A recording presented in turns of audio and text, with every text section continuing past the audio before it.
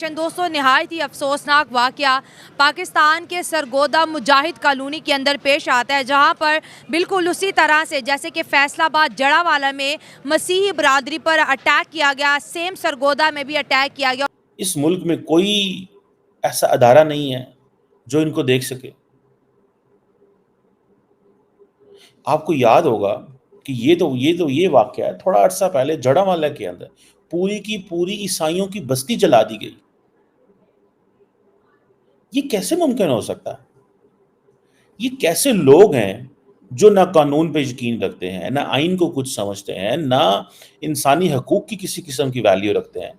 सिर्फ ये समझते हैं ये कमज़ोर है, इसको मार दो। जय हिंद दोस्तों। पाकिस्तान में एक बार फिर माइनॉरिटीज को निशाना बनाया गया। इस बार कट्टरपंथियों की भीड़ ने शनिवार सुबह पाकिस्तान पंजाब सूबे के सिरगोधा की मुजाहिद कॉलोनी में ईसाइयों पर हमला कर दिया। बताया जा रहा है कि एक मौलवी के उकसाने पर कट्टरपंथियों की भीड़ ने ईसाई समुदाय के घरों पर हमला कर दिया। इस दौरान कट्टरपंथियों ने एक 70 साल के बुजुर्ग ईसाई की पीट कर हत्या कर दी। इस घटना को अंजाम एक झूठा आरोप लगा कर दिया गया। पहले तो ये आरोप लगाया गया कि ईसाइयों ने मुसलमानों की पवित्र किताब कुरान को जलाया है, उसके बाद उन पर हमला कर दिया गया। पाकिस्तान में हिंदू सिख ईसाइयों के साथ ऐसा होता रहता है, लेकिन इस घटना पर पाकिस्तानियों का क्या रिएक्शन है, आइए देखते हैं। बहुत सारी हमने ऐसी मिसालें सुनी हैं जहाँ पे एक वक़्त में हमने ये महसूस किया और ये इन्फॉर्मेशन मिली कि जिन लोगों ने किसी ईसाई या बाकी किसी मज़हब के लोगों को मारने की कोशिश की, तो पीछे जो था वो उनका पर्सनल ग्रज था, लेकिन अवाम के सामने वो ले आए कि ये तो कुरान मजीद की जो है वो बेहुरमती करने लगा। अब हुआ ये, जिस शख्स ने के बारे में है कि उसने कुरान मजीद की बेहुरमती की, उसका घर का बिजली का कनेक्शन काट दिया गया। क्वेश्चन ये है, क्या इस मुल्क में कोई कानून नहीं है? इस मुल्क में कोई ऐसा अदारा नहीं है जो इनको देख सके?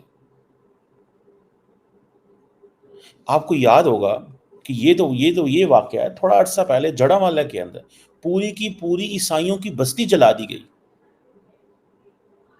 ये कैसे मुमकिन हो सकता है? ये कैसे लोग हैं जो ना कानून पे यकीन रखते हैं, ना आइन को कुछ समझते हैं, ना इंसानी हकूक की किसी किस्म की वैल्यू रखते हैं। सिर्फ ये समझते हैं ये कमज़ोर है, इसको मार दो। क्या इस्लाम ये कहता है कि कमज़ोर को मार दो? हमारी जो फेडरल एंड प्रोविंशियल गवर्नमेंट्स हैं, क्या उनके पास कोई लीगल मैकेनिज़्म्स नहीं है? क्या आप इंटिमिडेशन, थ्रेट्स, वायलेंस के बगैर रिलीजियस माइनॉरिटीज़ को डील नहीं कर सकते? पहले ही आपने कानून के अंदर उनको माइनॉरिटी लिखा। क्यों माइनॉरिटी हैं वो? जबकि वो सारे के सारे पाकिस्तानी हैं। जब आपके पास पाकिस्तानी पासपोर्ट है, आपको कोई कहे अमेरिकी सिटीज़न लेने के बाद माइनॉरिटी, मुस्लिम माइनॉरिटी, कैसा लगेगा आपको? कैसा लगेगा आपको? याद होगा थोड़ा अरसा पहले हमने जो जड़ावाला में वाक़या हुआ फैसलाबाद के करीब, पूरी की पूरी बस्ती जला दी। एक ब्लास्फेमी के ऊपर, उसके ऊपर भी एक्विज़िशन थी। देन क्या हुआ? हुकूमत पाकिस्तान ने वहाँ पे पैसे दिए, बैनुल-अक़वामी अदारों ने पैसे दिए, वहाँ पे चर्च जो था उसको दोबारा एस्टैब्लिश किया गया। मतलब क्या नहीं किया वहाँ पे हुकूमत पाकिस्तान, और पूरी दुनिया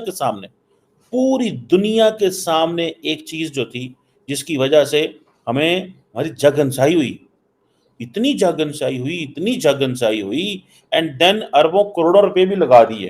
कहा जाता है कि वो 130 के करीब लोग जो थे वो गिरफ्तार हो गए थे, लेकिन क्या बना उनका? लेकिन क्या बना उसका? यही कहा जाता है सख्त एक्शन लिया जाएगा, सख्त एक्शन लिया जाए। एक जगह सख्त एक्शन लेते हैं, अगले दिन कोई और गल किधरे हो जाती है। एक दिन कहीं और एक्शन लेते हैं, अगले दिन कुछ और हो जाता है। मतलब फैसलाबाद के लोगों के साथ जो उन्होंने जुल्म किया ईसाइयों के साथ, क्या सरगोदे वालों को नहीं पता था कि वहां पे अगर इस तरह करेंगे क्या होगा? ये टाइम बॉम्ब्स हैं, पूरे मुल्क में लग चुके हैं। कुछ भी नहीं होगा। ये वाकया आज ही कहीं पे कुछ और कोई कोर्ट सेटल करने शुरू हो जाएंगे लोग, क्योंकि कानून की तो वैल्यू नहीं है। ये पाकिस्तान के अंदर ब्लास्फेमी की जो एक्विजिशंस हैं, ये अब 1990 से शुरू हो जाए। कहा जाता है कि 65 लोगों को इस बात पे मार दिया गया है। पुलिस कुछ नहीं कर सकती। अगर आप अवाम के अंदर एक नफ़रत को पैदा किया जा रहा है, एक नफ़रत पनपी गई है, पैदा की गई है। एक वक्त से ये एक सिलसिला चल रहा है कि ईसाई बुरे हैं या हिंदू बुरे हैं या कोई किसी को करता है। जब भी कोई इस तरह का मजहबी वाक़या होता है, इसके पीछे बहुत सारे हक़ाइक़ होते हैं जो कि आम पब्लिक या आम लोगों तक नहीं आते हैं जनाब। असल में होता ये, या तो किसी की पर्सनल रंजिश हो या पर्सनल लड़ाई हो, उसको वो लोग इस मामले में पर्सनल लड़ाई को मजहबी बनाया ना। देखें, कहीं भी हो पर्सनल मामले को मजहबी बनाना ये एक बहुत बड़ा गुनाह है, अजीम है। आप किसी इंसान के ऊपर जुल्म करते हैं, मारते हैं, लाश जैसे कई लोग मर भी गए इस तरह वाक़यात में बहुत सारे, तो ये नहीं होना चाहिए। ये एक शऊर की बहुत बड़ी कमी है हमारी कौम के अंदर।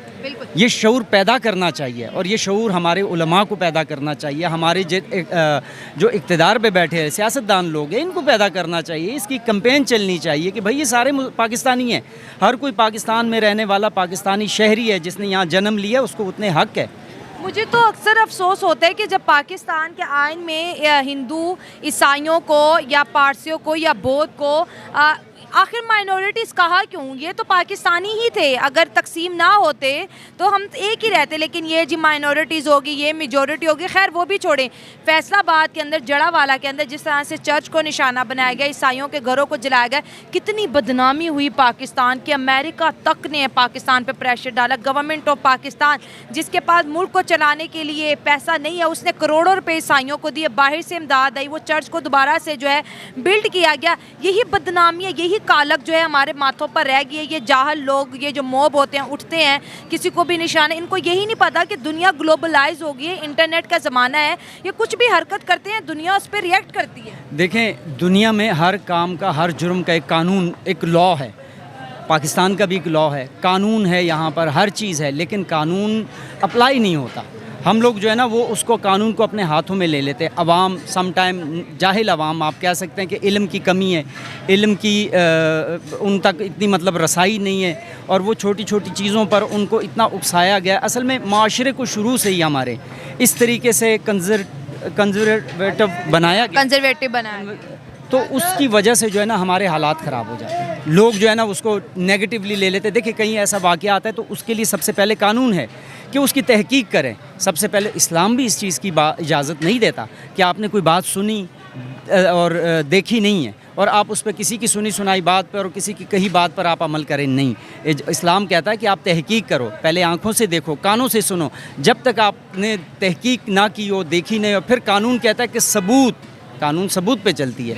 जब तक उस बंदे पर सबूत वाज़े ना हो तब तक आप उसको सज़ा नहीं। सबसे पहली बात तो ये है कि हमारी आवाम के अंदर अदम बर्दाश्त जो है ना, वो इंतहाई जो ये रवैया जो परवान चढ़ रहा है ये बहुत ही ज़्यादा है। लोग अपनी जो महंगाई की और इस तरह की फ्रस्ट्रेशन जो है वो इस तरह के मामलात पे निकालना शुरू हो गए हैं। सबसे पहले तो मैं शुरू करता हूँ कि जो सियालकोट में वाक़या हुआ था, एक फैक्ट्री के अंदर श्रीलंकन मैनेजर था, उसने कोई इस्लामी कोर्ट जो है वो जो मशीन थी उसके ऊपर वो स्टिकर लगा हुआ था उसका, and he don't know about that, इसका क्या मतलब है। वो एक अलग मुल्क से आया है, अलग उसका रिलीजन अलग है, कल्चर अलग है, सब कुछ अलग है, तो उसने वो स्टिकर वहाँ से रिमूव कर दिया। तो उस बात को इतना बड़ा इशू बना के उन्होंने श्रीलंकन मैनेजर समेत और 2-3 लोगों को जो है वो मतलब इस्लाम के नरगे में ला के उन्होंने इंतहाई बेरहमी के साथ जाहिलाना तरीके से जो है वो उनकी जान ले ली गई।